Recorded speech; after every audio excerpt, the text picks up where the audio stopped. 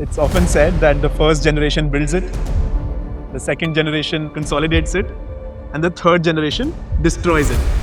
You want to imagine that an Agarbatti company requires so much of automation. I produce 12 billion Agarbatti sticks, but you're paying 50 paisa, but you need that to perform as well as your S-class. Grandfather said to be ahead in this business, I need to have a core competence. So I said fragrance creation is the key. My grandmother stepped in and found her wedding jewels, got 500 rupees, gave him the seed capital to start the Agarbatti business. Your family doesn't need your MBA for anything. You're doing that MBA for yourself. There's always one business in the group that is largest. Everybody would want to run that business. We very, very clearly articulated, each of us get the same car. All of us get the same vacation. The day I joined, this is the salary I get. Ready? When anybody asks me what business I am, I don't say I'm in the Agarbatti business. I'm in the business of giving hope. सोचिए माँ सुबह 2 अगरबत्ती जला के मांगती है कि आज मेरे बच्चे स्कूल में अच्छे पढ़ो. That's the need I'm fulfilling. The cycle of life. When there's a birth in the family or otherwise, goes through cycle Agarbatti. Thank you so much, sir, for coming as well. You have an incredible story. Since morning, I have been obsessed with his story. There are so many Forbes articles and LinkedIn articles and posts about him. So I'll try to summarize it quickly. The brand that Sir runs, Cycle Pure, your family and your business has matured quite a bit and is a role model for many of us. A brand that started almost 75, 77 years ago. 77 now. 77 years ago is ubiquitous in India. And as a family, they have diversified into many other sectors, including defense, which I found out quite interesting, and we'd love to get into that. But they've maintained their dominance in front of ITC, in front of Hindustan Unilever. I think everybody has come in, sub guy, but you've maintained, I think, the highest market share. But sir, my first question to you, can you take us through the brand's journey, your family's journey, from your childhood, perhaps from before you were born, I believe, to an extent, how that's been, and bring us till today? Our business was started by my grandfather in 1948, but the true story is how my grandfather started the business. I think comes from a very small village called Vatrayaruppu in Madurai district. A very poor family. If you look at our ancestry, it's either a pandit in a temple or a teacher, and that's what my great grandfather and his father before him were. So grandfather is born in this village, and when he was 8, he loses his father. And he has to take care of his mother and grandmother. So very early in life, he realizes to get ahead, he needs to upskill himself. So he realizes education is the key for his success. He can't pay for his tuition, so he goes to the wholesale market, buys sweets and some toffees, comes and sells it to the store outside the school, gives him a promotion. In those days, you buy 3, I'll give you 1 free. So, he started doing that. Realized that he had a penchant for business.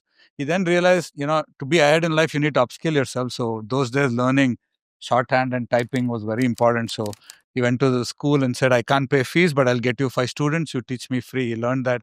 Got his first job in about 500 kilometers away in a place called Arvangad in the hills. He was already married by then, had a kid, but he said, where opportunity comes, I will go. And that was, I think, the first lesson for our family is where opportunity is, you need to be. He moved the whole family there, works there. Then he got another job in Coorg in one of the coffee estates near Mysore, 1942. He moved there then. My father was actually born in Coorg in 1947. Then around the time India got independence, he said, this is the time I need to start something on my own. Mysore was the biggest city. He came to Mysore, got a government job as well. My grandmother stepped in and pawned her wedding jewels, got 500 rupees, gave him the seed capital to start the Agarbatti business. Fiercely determined, extremely ethical. Grandfather said to be ahead in this business, I need to have a core competence. So he said fragrance creation is the key. Imported perfumery books from France in 1949. Took him 2 years to get it by ship. Set up a perfumery lab. I'm a perfumer myself. Yes. So is my father and uncle. So we create all our fragrances in-house. And that's the key to our success. And he revolutionized the industry after that. Ethical business practices, considering all the employees as family. I think he scaled the business. My father and uncles joined one at a time. There were 7 children, male children in the second generation, 2 aunties, so 9 of them in the second generation. All of them joined the business. One of them decided to be a doctor. And then the businesses grew in the second generation. Your father's generation was 9. 9 of them, yeah. So 9 people in the second generation, Yes. 2 aunties. 2 aunties, yeah, who did not get involved in the business, but some wealth was created for them. And 7 brothers. 7 brothers, yes. Got it. And I grew up in a joint family. So we were 40 of us living under one roof. The most amazing experience, every dining room conversation was around business. Any summer vacation, I'd go to the market with dad and do van sales and sell Agarbattis. It was a passion and also a pet peeve for me as well. So grew up in a family, talking business, growing, scaling. The brothers separated in 1981, 82. The first three brothers managed cycle. The next three brothers had individual aspirations. So they went on to do what they wanted. And, family was very clear. Was it peaceful? More or less peaceful. I think I was too young by then, but I'm sure because my uncle, who is not in our business, is my golf partner. So, so we get along extremely well, and we hang out all the time. So I'm sure it's fine. What was the age difference between the eldest brother and the My 20-year difference. 20? Yeah, 20 years. Yeah. So the second generation is the one that actually built the business. Grandfather started to take a backseat, I think, by 1960. My father and uncles are the ones who actually built business, scaled it, started diversification, got themselves educated, professionalized greatly, put in the family business setup, moved out of traditional management, realized that ethical business practices will be the way to grow. If you want to scale, you have to get out of the cash register. Won the best taxpayer award in 1970. We have my friend used to say, "Pagal hai to kyun itna tax bhar raha?" So but we were one of the first ones to start doing that, and hence we got in software, got in ERP as early as 1985 itself. 1985. Yeah. So got in customized products developed on the sales side, where we could actually differentiate and move from a commodity to a brand in the Agarbatti space. And all this the second generation did. And I think a very important aspect what the second generation also did to us is they insisted that we go see the world. When I was 18, my dad gave me $1,000 and passport and said, go see the world alone. So I actually backpacked from New York to Los Angeles when I was 18. And I experienced how it is to be individual. They encouraged us cousins in the third generation to travel together. They made sure that Pawan and I, my younger cousin, I'm the eldest in the third generation. We attended a family business program in Harvard in 1997 when I was just after engineering, and spent 2 weeks there in family business. Learned about the three circles of family, ownership, and self, and all of that. So I think what you're doing is fantastic. This is required, and we understood what it means to be together. And I think the lesson that we learned in the family business program was. Everybody has the same problem. To my right was the Swarovski family, to the left was the Caterpillar's family, multi-billion year. In the middle is a small South Indian Agarbatti family. All of us had the same problem. Yeah, very, very basic, very, very simple. And so we kind of put in a lot of structures in place after that to ensure that we kind of progress together as a family. And then the business side as well, the family started to professionalize, get in outside professionals, I think by 1979, created marketing and distribution as an independent enterprise because my father believed that the best professionals will be the ones who can actually run it with, we got an IM MBA those days to manage the marketing wing. We got a supply chain head to manage operations. The core of fragrance creations, which is the trade secret, the core competence is what the family held close. And that's how we managed to grow. We diversified, used our management ethos across the businesses we got into electronics, scaled it. We are the first ones to start food products, sachet shampoos, multiple diversifications, pharmaceuticals, all of that. So that's kind of the high level view of the family. It's often said that the first generation builds it, the second generation consolidates it, and the third generation destroys it, brings it back to the ground. It's obviously not true here. It's the complete opposite. So how did you break that model of the third generation, the curse of third generation? What do you think your family did right? No, I'm a fierce believer in our nation and our people and everybody sitting in this room. The amount of employment family generations, family businesses create, the opportunities that it brings to the nation is amazing. So I, for one, never doubt each and anybody here. I think they would have had their circumstances to get to where they are. But I think I was extremely lucky with the second generation of our family business. The foresight that they had, the understanding that can you believe that the day I came back from my MBA, and our family has a code, right? I had to do my engineering. I had to do an MBA outside in a reputed school. I had to work outside for a couple of years before I came back. And all six of us have done that. Is it a unsaid, unwritten rule, or is it? It is kind of a written. It has been told to us that you have to do this. And this was the second generation's foresight. And the moment I came back to join the business, Dad immediately transferred 50% of his shares to me. No questions asked. He said, I'm trusting you that you will take care of what is required. But I had to earn my way up. So I was not handed over. The way I was inducted into the business, and so were my cousins, was very, very methodical. I was given smaller projects to handle below the VP marketing. I was given smaller territories to manage. I learned my way up the ladder. So it was a very, very well managed succession. And not once did Dad hold on to the key, hold on to ownership.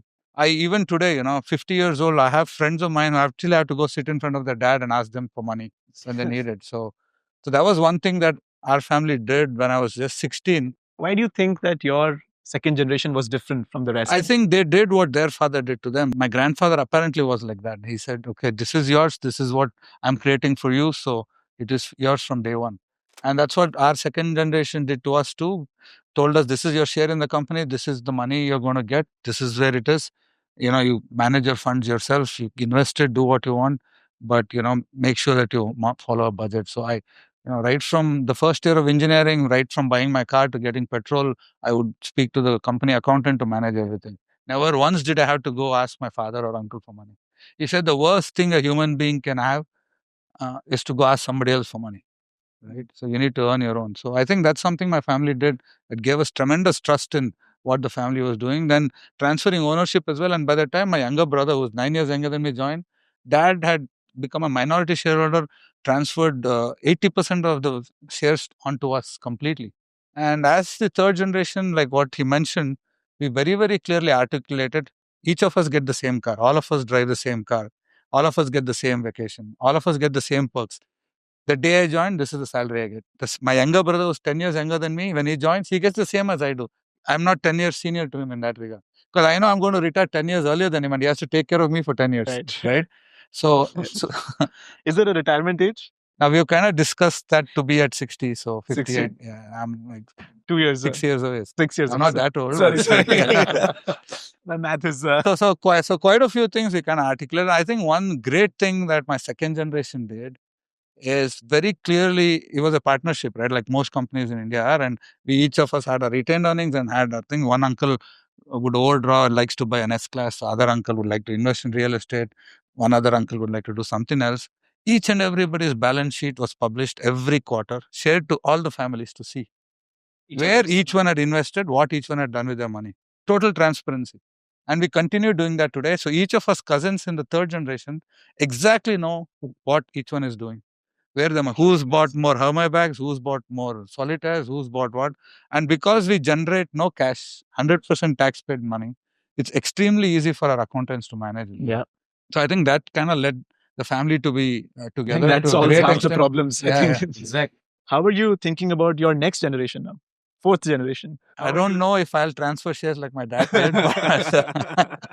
No, but that being said, what we have changed, our sisters had no role in the business, right? My father and uncles created wealth for them, but they were not given an opportunity to work in the business.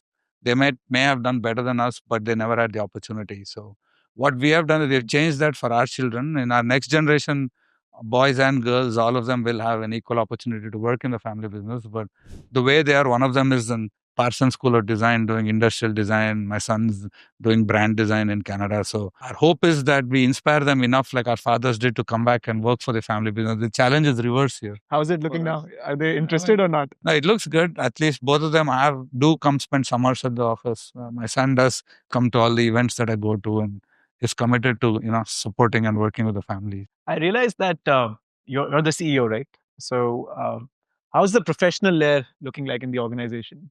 Do you expect that you'll elevate somebody professional as the CEO eventually? Oh, definitely. I definitely would have to do that. And our board has mandated that I do get a CEO in place in the next couple of years before I turn 55. So it will happen for sure. And then the children will work under the CEO. Yeah.